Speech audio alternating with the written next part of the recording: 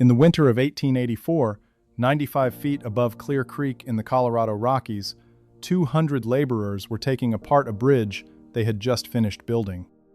They were doing it in the snow. They were doing it on a curve so tight the rails bent 18.5 degrees in the span of 100 feet. The chief engineer, a Mississippi man named Robert Brewster Stanton, had looked at the finished work, walked the deck once, and refused to accept it. The bridge had been put up backwards. The columns meant for the south end were planted at the north. And so, in the dead of a Rocky Mountain winter, on a curve that hung over a sheer canyon wall, the men climbed back into the timber and pulled it down. 6 weeks later, they put it back, this time facing the right way. The line opened. The mining towns of Georgetown and Silver Plume were finally joined. And the curved trestle that crossed the canyon became the most photographed piece of railroad in the American West. I have been reading the construction record of that line for 2 months now, and I want to walk you through how the men actually built it. If you care about the men who built this country with their hands, the workers nobody ever wrote a book about, please subscribe to Global Old History right now. Hit the button. Come back. This is a story about a specific kind of 19th century carpenter. Not the kind who built houses. The kind who built bents over empty air. A bent is the timber frame that carries a railroad deck. On a straight trestle, the bents stand square, one after another, like the legs of a long table. On a curved trestle, every single bent has to lean a little, has to be set a little off, has to follow an arc that the timber itself does not want to. A straight piece of pine wants to be straight. The carpenter has to fight that, every bent, every cap, every brace. The two men I want you to know first are Jacob Beidler Blickensderfer and Robert Brewster Stanton. Blickensderfer was born May 9, 1816, in New Philadelphia, Ohio. By the time he laid out the Georgetown Loop in 1879, he was already 63 years old, with 40 years of survey work behind him. He had been appointed by President Lincoln himself to survey the Rocky Mountain section of the Union Pacific, and he served as chief engineer of the Atlantic and Pacific for nearly 4 decades.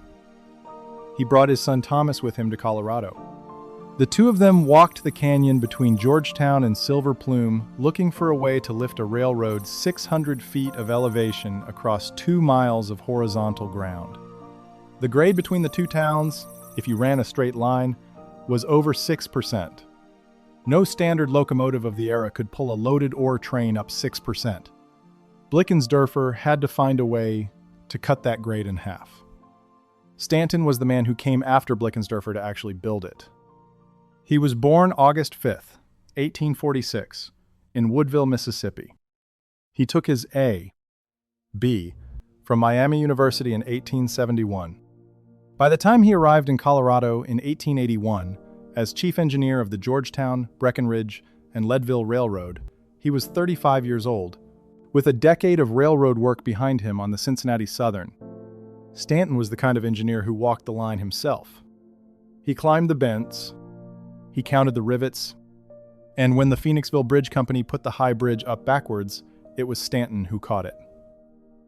Now let me show you the canyon itself, because the geometry is the whole story. The canyon between Georgetown and Silver Plume is narrow, walled on both sides, and the floor of it drops steeply west to east. Clear Creek runs through the bottom, sometimes a trickle, sometimes a roar in spring melt. To climb 600 feet of elevation in 2 miles of horizontal distance, Blickensderfer designed a track that doubles back on itself, crosses Clear Creek 4 separate times, and at one point loops over its own grade. The total line is 4.5 miles to cover 2 miles of valley. 4 bridges, 3 hairpin turns, 1 spiral. And every single one of those 4 bridges is set on a curve. Let me explain why a curve is harder than a tangent. On a straight trestle, the carpenter sets a bent every 12 to 16 feet. He stands his vertical posts plumb. He caps them with a horizontal beam. He drops his stringers along the cap, square to the long axis of the bridge, and he lays his ties on top of the stringers at right angles. Every piece of wood meets every other piece at 90 degrees, or at the gentle batter that gives a bent its trapezoid shape. The math is honest. A square is a square. On a curve, the math breaks. The rails are following an arc. The ties have to fan out from that arc, wider on the outside, narrower on the inside. The stringers under the ties cannot follow the arc themselves because a stringer is a straight timber, and a straight timber can only be a chord of the circle, not the circle itself. So the carpenter sets his stringers as a series of short chords, each one bridging two bents, each one slightly offset from the previous one. The bents themselves are still set vertically, but their caps are rotated a few degrees off the cap of the bent behind them, following the arc. The whole structure is a polygon trying to look like a circle. The more bents you set, the closer the polygon approaches the curve. Pull the bents too far apart, and the polygon shows. The ties start to fight the rails. The rail joints take on lateral stress. The train rides rough. Set the bents too close, and you have spent twice the timber and twice the labor for diminishing return. On the Georgetown Loop, the tightest of the curves was 18 degrees 30 minutes. That is the curve that carries the Devil's Gate High Bridge. An 18-degree curve in railroad surveying means the center line of the track bends 18 degrees in the span of 100 feet of chord. That is brutally tight. For comparison, a modern mainline freight curve is usually 1 to 3 degrees. 18.5 degrees was at the absolute edge of what narrow-gauge equipment could even negotiate. Blickensderfer was running 3-foot gauge precisely because 3-foot gauge equipment could turn corners that standard gauge cars could not. 3 feet between the rails instead of the standard 4 feet 8.5 inches gives a shorter wheelbase, and a shorter wheelbase can take a tighter arc without binding. The whole engineering of the loop is downstream of that single decision to go narrow gauge. Now picture the worker.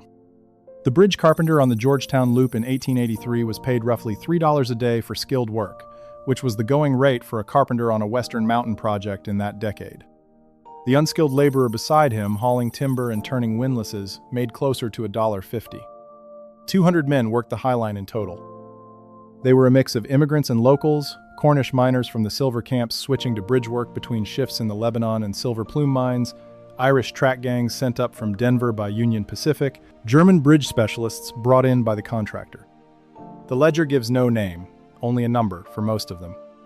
We know what they earned and where they slept, in board shacks along the grade, but their names did not survive the payroll cycle. Quick pause. If these stories matter to you, I am putting them into a series of books. The men nobody wrote a book about, the ones who built this country with their hands.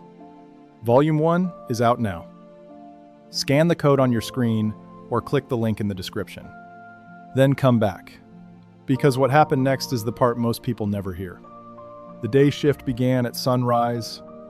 In late September of 1883, that meant about 6:30 in the morning. The men climbed scaffolding lashed to the canyon wall to reach the bent positions. They worked off swinging platforms suspended from the cap of the bent above. They drove iron drift pins into oak caps with 8-pound mauls. They sighted bent angles with a transit man calling corrections up from the canyon floor. Stanton ran the engineering. He had a survey crew on the canyon rim and a second crew on the canyon floor, both reading the same baseline. Every bent had to land within 1/8 of an inch of its designed position, or the whole arc of the bridge would walk out of true. When you build a curved trestle, error compounds. A bent set a 1/4 inch off in the first position becomes an inch off by the 10th bent, and by the 20th bent, the whole deck is fighting the rails. Stanton checked every position himself.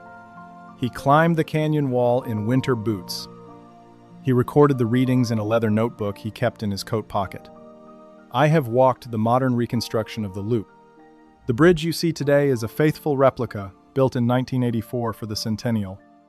The original deck was scrapped in 1939 when the line was abandoned, and for 45 years, the canyon was silent. But the masonry piers from 1883 are still in the creek bed. You can stand on the trail below and put your hand on the stone. The mortar joints are still tight. The men who set those piers knew what they were doing. Let me return to the construction sequence, because the order in which you build a curved trestle matters more than almost any other decision the engineer makes. You start with the masonry. The 2 abutments, one at each end of the bridge, go up first. They are dressed granite from the local quarries, set on bedrock with a Portland cement mortar that was newly common in American railroad work in the 1880s. The piers, the intermediate stone foundations that carry the central bents, go up next. On the Devil's Gate, the masonry piers were completed October 4th, 1883. That date matters, because once the piers were set, the iron and timber crews could not be delayed. Winter was coming. The canyon ice is over by November. Every day lost in October became 2 days lost in January. The Phoenixville Bridge Company shipped the iron components from Pennsylvania by rail. The Devil's Gate High Bridge was a wrought iron deck design, not a pure timber trestle, but the 4 other bridges on the loop were timber, and the construction logic is identical. You set the bents in pairs from each abutment, working toward the middle. Each bent is pre-assembled flat on the canyon floor, then lifted into position with a stiff-leg derrick mounted on the bent before it. The derrick walks forward as the bridge grows. The carpenter on the cap of the last bent is the lift man. The carpenter on the canyon floor is the rigger. The signalman stands on the abutment with a flag. Each lift takes the better part of an hour. The bent must come up clean, swing into position over the pier, settle within an inch of its mark, and then the pinning crew has to drive the connecting drifts before the derrick can release the load. If the bent is hanging when the wind shifts, the derrick boom can take a side load it was not designed for. Carpenters watch the rigging cables for hum. When the cable hums, the load is twisting. When the load is twisting, you stop. Wind is the ambient enemy. A bent suspended from a derrick swings like a pendulum if the wind catches the broad face of the timber. On the Devil's Gate, the canyon funnels the prevailing west wind through a notch in the rim, and the gusts come up the canyon from below as well as down from above. Stanton kept a wind gauge at the abutment and called off any lift when the reading went over 15 miles an hour. That decision cost time, but it kept men alive. The gauge was a 4-cup anemometer of the type Robinson had standardized in the 1850s, mounted on a pole at the rim. A boy from the camp ran the readings down to the foreman every quarter hour during a lift. The cliff itself is the second enemy. The granite wall on the south side of the canyon is nearly vertical for the lower 40 feet, then leans back at maybe 70 degrees. The footing for a scaffolding had to be drilled and pinned, not just propped. A carpenter on a swinging platform 30 feet out from the rock face could not get back to the wall without being pulled in by his partner. 2 men fell during the original construction season, according to oral tradition collected by the Colorado Railroad Museum, though the contractor's payroll for September through January 1883 does not survive in a form that confirms the count. The men were honored at the time. Their names did not enter the permanent record. The ledger gives no name, only a number.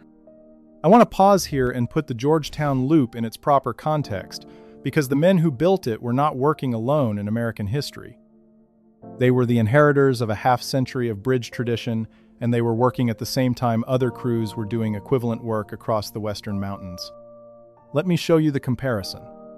In 1876, 8 years before the loop opened, the Southern Pacific Railroad completed the Tehachapi Loop in the mountains of Southern California.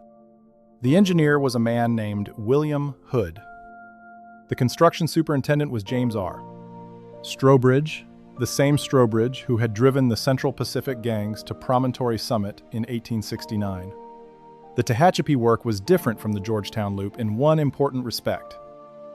The Tehachapi Loop is a spiral built on a stable mountainside, not a curved trestle hung over a canyon. The grade rises at 2% through a 1,500-foot helix that gains 77 feet of elevation in a single circle.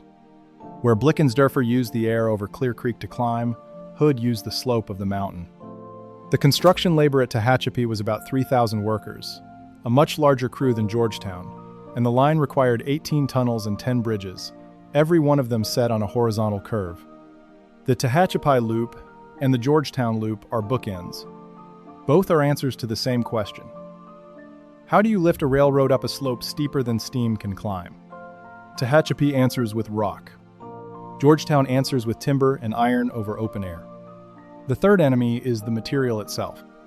Timber, in 1883, was harvested from old-growth stands and dressed by steam saw.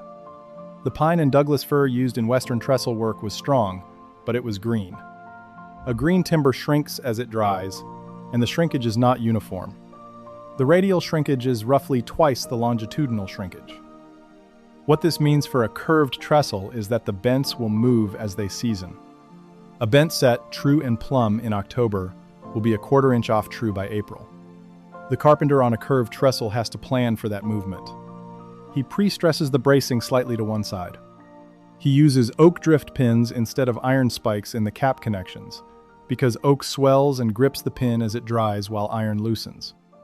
Every detail of the framing is an accommodation to wood that has not yet finished being wood. Stanton understood this. So did Blickensderfer. The Georgetown Loop was not their first project, and they were drawing on a tradition that went back to the Baltimore and Ohio Railroad in the 1830s and 40s. The first generation of American railroad engineers had learned on eastern grades and eastern timber. By the time the western mountain lines went up in the 1870s and 80s, the craft had been refined for 50 years. Every bridge carpenter knew the rule of thumb for green timber. Every transit man knew the radial shrinkage table. The loop was hard, but it was not impossible, and it was not improvised. Look at the 4 bridges of the loop together, because each one solves a different problem. The first bridge leaving Georgetown headed west is the lowest of the 4. It crosses Clear Creek on a gentle curve, fewer than 20 feet above the water. The bents are short, the framing is light, the work was done in summer. The second bridge climbs a little higher, on a tighter curve, where the canyon begins to narrow. The third bridge is the spiral crossing, the place where the line loops over its own lower grade. From above, the third bridge passes directly over the first bridge at a right angle. A train rounding the third bridge looks down on its own track. The fourth bridge is the Devil's Gate High Bridge, the highest, the longest, the tightest curve, the centerpiece of the line. Each bridge was a step. The carpenters who set the first bridge were practicing for the fourth.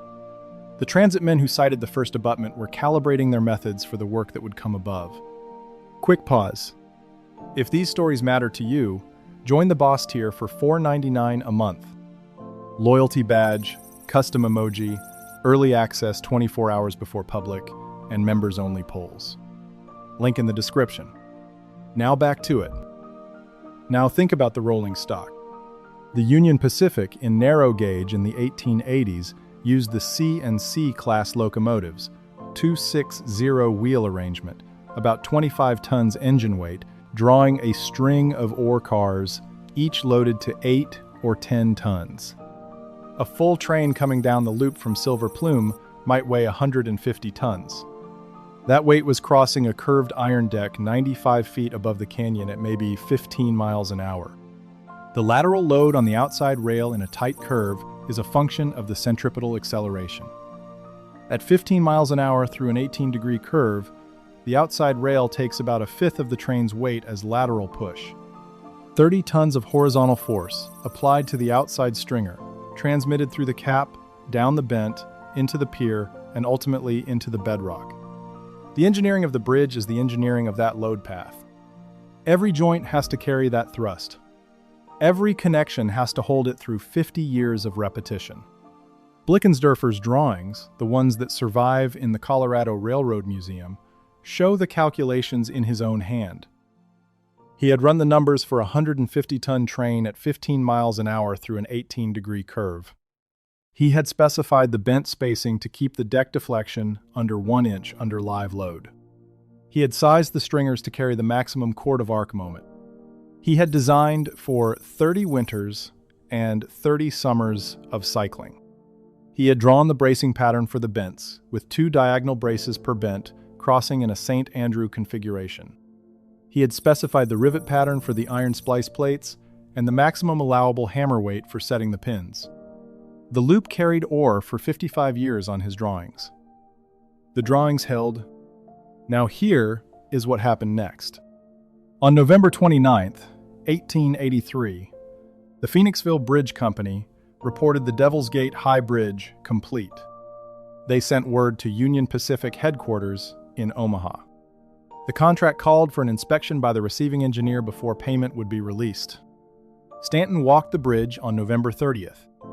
He came back to his survey office in Georgetown, sat down with the drawings, and within an hour, had a problem. The columns set at the north abutment were the columns specified for the south. The columns at the south were the columns for the north. The bridge was symmetrical at first glance, but the iron lattice work, the bracing pattern, and the column foot details were not interchangeable. The thrust loads under a loaded train would push the wrong way on the wrong columns. Stanton refused to accept the work. The Phoenixville crew foreman argued. The contractor's office in Pennsylvania sent telegrams. Stanton would not move.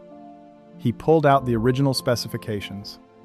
He pulled out the shop drawings the Phoenix shop had sent west with the iron. He laid them side by side. The error was on the erection crew, not on the fabrication. The pieces had been built right and assembled wrong. The contractor was on the hook for the rework. Several weeks of negotiation followed, and on the 2nd of January, the Phoenixville Bridge Company agreed to take the bridge apart, swap the columns end for end, and reassemble it. They did this in the dead of a Colorado mountain winter. December and January in the high Rockies routinely run below zero. The metal work was brittle in the cold. The rivet boys' hands stuck to the iron through their gloves. The carpenter's boots froze to the timber if they stood still too long. They built a wooden cookhouse at the abutment and kept a coal stove burning 24 hours a day so the men could thaw their hands every half hour. The foreman rotated his crews on a half-hour rotation through the warming shack because the alternative was frostbite and dropped tools. A dropped tool falling 95 feet into the canyon is gone. A man who freezes his fingers cannot grip a pin. The work took 6 weeks. Every bolt came back out. Every iron column was rigged down to the canyon floor, walked across to the opposite abutment, and rigged back up. Every connection was re-drilled where the geometry had shifted by 1/8 of an inch in the disassembly. The carpenters held the geometry. The riveters set the new connections. The transit men checked every plane. On January 24th, 1884, the structure was complete the second time. Stanton inspected it again. He accepted the work. Ties and rails were laid across the deck through February. The first test locomotive crossed the Devil's Gate Bridge on February 28, 1884.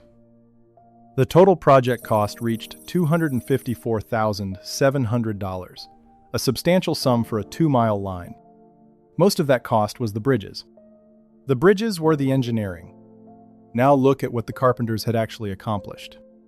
4 bridges across Clear Creek, all on curves, none of them straight, the centerpiece set on an 18.5-degree arc 95 feet above the canyon floor. A line that climbed 600 feet in 2 miles by spiraling over itself. A grade reduced from over 6% to 3.5%. A connection between the silver mines of Silver Plume and the smelters of Georgetown that made both towns viable for another generation.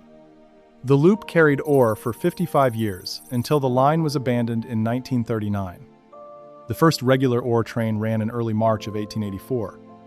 The locomotive was a Mason bogie articulated narrow-gauge engine, the kind that could flex through the curves without binding. The engineer slowed to 8 miles an hour at the approach to the Devil's Gate, eased the throttle as the lead trucks took the arc, and held a steady note through the bridge so the train would not bunch. From the engineer's cab halfway across the deck, you could see your own caboose, still on the lower grade, 300 feet below. The train was looking down on itself. No American railroad engineer had ever seen quite that view before. The photograph that the Denver photographer William Henry Jackson took from the canyon rim that spring became one of the most reproduced images of Western railroading. The loop was on every postcard. The loop was on every promotional brochure the Union Pacific printed for 2 decades. Tourists came from Denver just to ride it. But the working life of the bridge was about ore, not about postcard. Silver from the Lebanon, the Pelican Deeves, the Stevens, the Cornelius. Loaded gondola cars rolling east. Coal coming up from Georgetown to feed the smelters and the boarding house stoves. Lumber for the mine timbers. Salt pork and flour for the boarding houses. Every commodity that kept the high mining towns alive crossed that curved iron deck. The carpenters who built it never rode it as passengers. By the time the first excursion train ran in May of 1884, the bridge gangs had moved on to the next contract.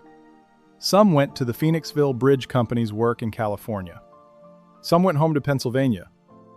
Some stayed in Colorado and went into the silver mines themselves. The ledger does not say. Let me circle back to the geometry one more time, because there is one detail of the loop that I think most visitors miss. The four bridges are not just curved. They are curved in a coordinated way, designed as a system. The first bridge curves left. The second bridge curves left more tightly. The third bridge, the spiral, curves left through almost 360 degrees. The fourth bridge, the Devil's Gate, curves right. Standing on the rim and looking down, the line traces a question mark. Blickensderfer had to pick the directions of curvature to balance the cant of the rails, to keep the wheel flange wear even between left and right wheels, to keep the locomotive's super elevation from working against the geometry on the descent. Every choice was an engineering choice. None of it was accidental. There is a craft point worth lingering on here, because it is the difference between a curved trestle that lasts 5 years and a curved trestle that lasts 50. The cap of each bent on a curved deck has to be cut to accept the stringers at the correct skew angle. On a straight trestle, the cap notches are square. On a curved trestle, every cap notch is cut at a slightly different angle, calculated from the bent's position on the arc. A bridge carpenter on the loop worked from a notch schedule, a sheet of paper that listed the cap angle for every bent in order. The schedule was prepared by the foreman the night before from Stanton's bent layout. The foreman walked the line each evening with a folding rule and a transit, checked the next day's positions, and wrote up the notch angles for the morning crew. A green carpenter making his first cut might have to be shown the schedule by an older hand. By the second week, every man on the gang knew the pattern. The cap notches got cut. The stringers laid in clean. The deck went up. Years later, when a section of the loop deck had to be replaced after a flood washed out a pier in 1887, the replacement crew worked from the same schedule, and the new bents seated against the old stringers without rework. That is what a properly engineered curved trestle looks like decades after the original carpenters have gone. The geometry is recoverable. The pattern is preserved in the wood. One more thing about the carpenters themselves, because I keep coming back to them. A bridge gang in the 1880s was a closed community. The men ate together at the boarding house, slept in the same bunkhouse, drew their wages on the same Saturday afternoon, and walked the line as a unit. The foreman was usually a man who had come up through the gang. The contractor's office in Pennsylvania was 1,000 miles away and 3 weeks away by mail. On a working day, the foreman made every decision. He decided who set the next bent, who climbed the cap, who ran the derrick boom. He decided when to break for noon and when to send the men back to the bunkhouse for the day if the wind came up. The men trusted the foreman because the foreman had stood where they stood. He had set bents over canyons before. He had felt a derrick boom take a side load, and he had ridden a swinging platform 30 feet out from a rock face. The trust was not abstract. It was earned every morning when the foreman climbed up first. The fate of the two men who built it splits along familiar lines for engineers of that era. Jacob Beidler Blickensderfer lived to see the loop in regular operation. He died in 1899 at the age of 83, after a survey career that had spanned the entire age of American railroad expansion. He had walked the Rocky Mountains for Lincoln. He had laid out the line that bent steel rails into a spiral up the side of a Colorado canyon. His son Thomas continued in railroad construction work. The family name lives on in genealogical records of the Moravian church communities of Ohio, the same Moravian community that had sent young Jacob to the Nazareth Academy in Pennsylvania 70 years before. There is a continuity in that family of people who worked with their hands and their heads at the same time. Robert Brewster Stanton left Colorado in 1884, almost immediately after the loop opened. He went into private practice as a consulting, civil, and mining engineer. In 1889, he led the most ambitious of his later projects, an expedition to survey a railroad route through the Grand Canyon of the Colorado River. The expedition lost 3 men. Stanton himself nearly drowned. He kept the survey going. The railroad was never built, but Stanton's report became one of the foundational geological documents of the Grand Canyon. He went on to mining work in Mexico, the West Indies, and the Dutch East Indies, and he kept practicing as a consulting engineer through the First World War. He died February 23, 1922, in New Canaan, Connecticut, at the age of 75. His papers are preserved in the New York Public Library and at his alma mater, Miami University. The leather notebook he carried in his coat pocket on the Devil's Gate Bridge in November of 1883 is somewhere in those collections, in the same handwriting that recorded the river miles of the Colorado 7 years later. The carpenters who worked the bents of the High Line have no comparable record. The payroll for the Phoenixville Bridge Company's Colorado contract did not survive intact. The Hagley Library in Delaware holds fragments of the company's later records, but the ledger that lists the men who hung over the canyon wall in the winter of 1883 is gone. What we have is the bridge itself, or rather, the careful 1984 reconstruction of it, faithful to the original drawings, set on the original piers. We have the William Henry Jackson photographs. We have the masonry that those carpenters helped to seat. The hands that drove the pins are gone. The pins are still in the wood. The wood is mostly gone. The geometry remains. The loop carried ore through the silver boom, through the silver crash of 1893, through the slow decline of the Clear Creek mines, through the early years of automobile competition, through the Depression. When the line was finally abandoned in 1939, the rails were pulled, the ties were scavenged for firewood, and the bridges were scrapped. The Devil's Gate iron went south to a steel mill. The wooden bridges went to local builders. For 45 years, there was nothing in the canyon but the masonry piers and the grade. Hikers passed through, looked at the stone, wondered. In the late 1970s, a coalition of Colorado preservation organizations, the Colorado Historical Society, the Colorado Railroad Museum, and private donors began the work of rebuilding. Track and ties were donated by the Union Pacific from a surplus yard. The new high bridge was fabricated to the original Phoenixville specifications. The bridge was set on the original 1883 piers in 1984, exactly 100 years after the first test locomotive crossed. The line opened to tourists. The locomotives that run it today are restored narrow-gauge steam, the same kind of equipment Blickensderfer designed the curves to accommodate. I have run the numbers on the loop 3 different ways. I have walked the canyon. I have read every primary account that survives in the Colorado Railroad Museum's collection. I have looked at the historical photographs from the Denver Public Library Western History Collection, the ones that show the bents going up over the abyss, the men in their soft caps and braces, the locomotives parked on the unfinished grade. What stays with me is not the bridge. It is the curve. The decision to bend a railroad 18.5 degrees against the wall of a canyon in 3-foot gauge, in green timber, in winter, and to trust that the carpenters could make the geometry hold. That is a particular kind of American confidence, and the men who carried it have earned a moment of our attention. The bridge stands again over Clear Creek. The trains run again between Georgetown and Silver Plume. I think the carpenters would be glad. One more thing before you go. Every name I find, every number, every record, I am collecting it all into a series of books, so these men are not forgotten again. Volume 1 is available right now. Scan the code on your screen, or follow the link in the description. See you in the next one.